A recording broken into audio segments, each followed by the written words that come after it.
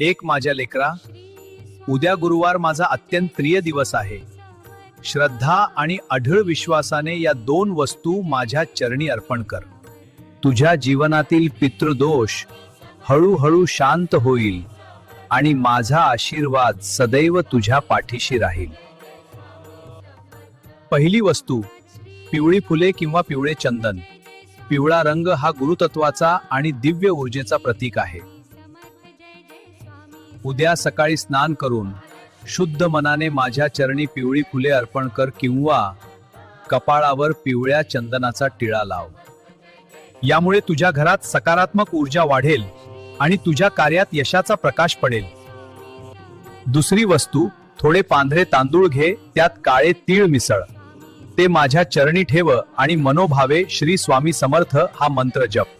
संध्याकाळी ते पक्ष्यांना अन्न म्हणून अर्पण कर किंवा वाहत्या